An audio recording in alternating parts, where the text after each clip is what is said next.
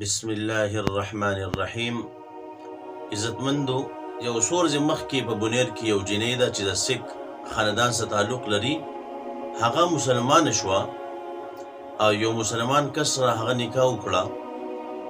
نو د دغې ځای چې څومره سیکان خلک دی ټول په اتفاق سره چې کوم دی راوتله او هغوی احتجاجونه کوي چې دا ظلم زیاتی شوی دی چې دا مسلمانه شوي دی او د مسلمان سره بیا د نکاح کړې ده. نو محترمو، زه دا ویل غواړم چې الله رب عزت په دې باندې غټ رحم وکړو. دا یې د جهنم او د جهنم د لارې نه بچ کړه او دا یې د جنت لارې ته راوستله. اوس چې ټول سیکان احتجاجونه کوي او هغه چې کوم دی راوځي او په اتفاق سره هغوی دا خبره کوي چې دا ظلم شوی دی، زیاتی شوی دی، نو ښکاره خبره ده د دغې جنۍ خو دومره زیات عمر نه دی. ممکن ده چې په دې باندې یرو دباو راشي او دا واپس چې کوم دی کوبر ته لاړه شي. نو زه دغه درخواست دغې مسلمانانو ته کوم او د دغې ځای د خلکو د خاص طور کوم چې تاسو د دغې جنۍ په حق کې ودرېږئ. دې خو نه د قانون خلاف کار کړی دی او نه د اسلام خلاف کار کړی دی. ولې هغه په خپله وایي چې ما په خپل خوښ سه اسلام راوړی دی، په ما باندې زبردستي زور نه یې شوی او عاقله بالغه ده. نو لہذا چې څوک عاقل بالغ وي نو هغه اسلام ته راتلی شي. और मैं खुदाबाद से तारुक रखती हूँ. मेरी क्वालिफिकेशन जो है वो मास्टर है और मैं एक हाई स्कूल में टीचिंग करती हूँ सिटी पोस्ट पे. आज मैंने अपनी मर्जी से शादी की है एक मुसलमान लड़के के साथ. इसलिए की है क्योंकि मैंने इस्लामियात को स्टडी किया था, इस्लामी तालीमात से मुतासिर हुई, इसलिए मैंने इस्लाम कबूल किया.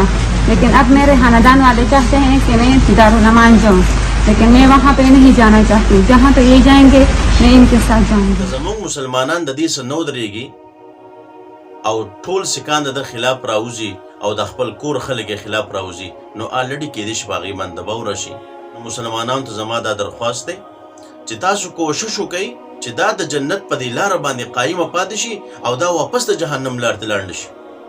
که دا خلک اسلام نه راوړي او دغه خلک جهنم او د جهنم لار خوښوي، نو کم از کم چې دا یو د جنت په لار باندې راغله نو دا د جنت په دې لار باندې پرېږدي. او دغه مایکونو والو ته هم د ما درخواست دی چې تاسو په داسې طریقه باندې سره خبرې وکړئ چې په هغې باندې دباو را نه شي، بلکې د هغې په حق کې چې کوم دی یو طرف ته تاسو خبرې وکړئ، د هغې د تسلۍ دپاره چې کوم دی خبرې وکړئ. فضول ویډیوګانو خو هر څوک جوړوي، فضول ویډیوګانو ته خو هر څوک ناست دی. نو کم از کم دا یو اهم ټاپک دی. په دې ټاپک باندې چې کوم دی خبرې پکار دی چې دغه مسلمانه جنۍ ده د جهنم د اور نه الله پاک بچ کی او جنت ته راځي. نو کم از کم د په حق کې خو بیا ودرېدل پکار دی. داسې نه چې دا واپس د اسلام نه وانه وړي او دغه سیک مذهب واپس چې کوم دی قبول نه کړي، ورنه غټ نقصان دی زموږ دپاره او خاص کر د دغې زنانه دپاره چې کوم زنانه واپس چې کوم دی د دغه اسلام نه واوړي.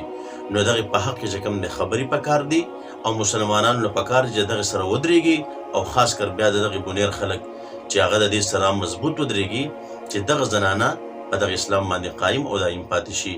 دا د یرې ترخې او د هېچا پروا ونه کړي. وما علینا الا البلاغ.